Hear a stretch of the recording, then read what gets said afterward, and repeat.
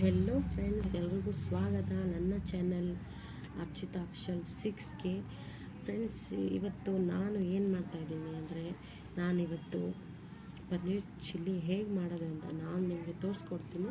ಅದರ ಮುಂಚೆ ನೀವು ವಿಡಿಯೋನ ಕೊನೆ ತನಕ ನೋಡಿ, ಸ್ಕಿಪ್ ದಯವಿಟ್ಟು ಮಾಡಬೇಡಿ. ವಿಡಿಯೋ ಇಷ್ಟ ಆದರೆ ಲೈಕ್, ಕಮೆಂಟ್, ಶೇರ್ ಮಾಡೋದನ್ನು ಮಾತ್ರ ಮರಿಬೇಡಿ. ಸದ್ಯಕ್ಕೆ ನಾವು ಪನ್ನೀರ್ ತೊಗೊಂಡು ಅದನ್ನು ಚಿಕ್ಕ ಸೈಜಲ್ಲಿ, ಬಾಕ್ಸ್ ಟೈಪ್ ಸೈಜಲ್ಲಿ ನಾವು ಕಟ್ ಮಾಡಿಕೊಂಡು ಅದನ್ನು ಸೈಡಿಗೆ ಇಡೋಣ. ಆಮೇಲೆ ಒಂದು ಕಡಾಯಿ ತೊಗೊಂಡು ಅದರಲ್ಲಿ ಎಣ್ಣೆ ಹಾಕಿ ಸ್ವಲ್ಪ ಬಿಸಿ ಮಾಡೋಣ. ಜಾಸ್ತಿ ಬಿಸಿ ಮಾಡೋದು ಬೇಡ ಫ್ರೆಂಡ್ಸ್, ಇಲ್ಲ ಅಂದರೆ ಎಲ್ಲ ಸುಟ್ಟು ಹೋಗುತ್ತೆ.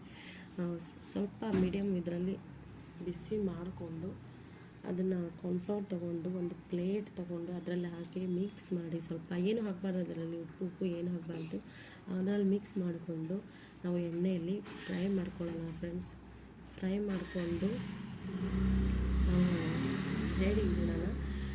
ಮತ್ತು ಅದಕ್ಕೆ ಕ್ಯಾಪ್ಸಿಕಮ್ ಮತ್ತು ಈರುಳ್ಳಿ ಅದನ್ನು ಏನು ಮಾಡಬೇಕು, ನಾವು ಕಟ್ ಮಾಡಿಕೊಂಡು, ಜಾಸ್ತಿ ಚಿಕ್ಕದಾಗಿ ಕಟ್ ಮಾಡಬಾರ್ದು, ಮೀಡಿಯಮ್ ಸೈಜಲ್ಲಿ ನಾವು ಕ್ಯಾಪ್ಸಿಕಮ್ ಈರುಳ್ಳಿನ ಕಟ್ ಮಾಡಿಕೊಂಡು ಇಟ್ಕೊಳ್ಳೋಣ.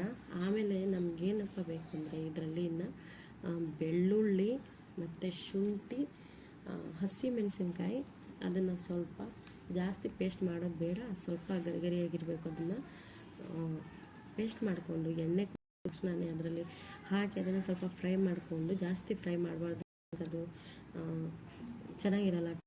ಅದಕ್ಕೆ ಈರುಳ್ಳಿ ಮತ್ತು ಕ್ಯಾಪ್ಸಿಕಮ್ ಕಟ್ ಮಾಡಿರ್ತಲ್ಲ ಅದನ್ನು ಹಾಕ್ಕೊಂಡು, ವಿನೆಗರ್ ಇದೆ ಅದನ್ನು 1 ಚಮಚ ಹಾಕಿ, ಸೋಯಾ ಸಾಸ್ 2 ಚಮಚ ಅದರಲ್ಲಿ ಆಗುತ್ತೆ, ಟೊಮೆಟೊ ಸಾಸ್ ಕೂಡ ಆ್ಯಡ್ ಆಗುತ್ತೆ. ಸೀಸನ್ ಸಾಸ್ ಇದ್ದರೆ ಫ್ರೆಂಡ್ಸ್ ಅದನ್ನು ಮರಿಬೇಡಿ ಹಾಕೋದನ್ನು. ಸೀಸನ್ ಸಾಸ್ ಹಾಕಿದ ಮೇಲೆ ನಾವು ಅದನ್ನು ಮಿಕ್ಸ್ ಮಾಡಿಕೊಂಡು, ಇನ್ನೊಂದು ಬೌಲ್ ತೊಗೊಂಡು ಅದರಲ್ಲಿ ಸ್ವಲ್ಪ ಕಾರ್ನ್ಫ್ಲವರ್ ತೊಗೊಂಡು ನೀರು ಹಾಕಿ ಅದನ್ನು ಮಿಕ್ಸ್ ಮಾಡಿ ಹಾಕಿದ್ರೆ ಆದರೆ ಸ್ವಲ್ಪ ಗಟ್ಟಿಯಾಗುತ್ತೆ, ಇಲ್ಲಾಂದರೆ ನೀರಿರುತ್ತೆ, ಚೆನ್ನಾಗಿರಲ್ಲ, ತಿನ್ನೋಕ್ಕೆ ಟೇಸ್ಟ್ ಚೆನ್ನಾಗಿರಲ್ಲ. ಅದಕ್ಕೆ ಸ್ವಲ್ಪ ಕಾರ್ನ್ಫ್ಲವರ್ ಸ್ವಲ್ಪ ಮಿಕ್ಸ್ ಮಾಡ್ಕೊಂಡು ಹಾಕಿದ್ರೆ ಅದು ಟೇಸ್ಟಿಯಾಗಿರುತ್ತೆ, ಸ್ವಲ್ಪ ಗಟ್ಟಿಯಾಗಿರುತ್ತೆ ಕೂಡ. ನಾವು ಇದನ್ನು ಚಪಾತಿಯಲ್ಲಿ ತಿಂತೀವಿ ನಾವು ಇವತ್ತು ಡಿನ್ನರ್ ಫ್ರೆಂಡ್ಸ್. ಪನ್ನೀರ್ ಚಿಲ್ಲಿ ಮತ್ತು ಚಪಾತಿ. ಇದರಲ್ಲಿ ಲಾಸ್ಟ್ ಆದಮೇಲೆ ಅದು ಏನು ಮೆಣಸು ಪೌಡರ್ ಸ್ವಲ್ಪ ಹಾಕಿ ನಾವು ಡೆಕೋರೇಷನ್ಗೋಸ್ಕರ ಈರುಳ್ಳಿ ಮತ್ತು ಫ್ರೆಂಡ್ಸ್, ನಮ್ಮ ಪನ್ನೀರ್ ಚಿಲ್ಲಿ ರೆಡಿಯಾಗಿದೆ, ಬಿಸಿ ಮತ್ತು ತುಂಬ ಟೇಸ್ಟಿ. ನನಗಂತೂ ನೀರೇ ಬಂದುಬಿಡ್ತಾಯಿದೆ ಬಾಯಿಂದ ಯಾವಾಗ ತಿನ್ನೋಕ್ಕೋಸ್ಕರ. ಫ್ರೆಂಡ್ಸ್, ನೀವು ಕೂಡ ಮನೆಯಲ್ಲಿ ಟ್ರೈ ಮಾಡಿ ಈ ರೆಸಿಪಿನ, ಮತ್ತು ಈ ರೆಸಿಪಿ ಮಾಡಿ ಟೇಸ್ಟ್ ಹೇಗಿದೆ ಅಂತ ನನಗೆ ಕಮೆಂಟ್ ಮಾಡಿ ತಿಳಿಸಿ.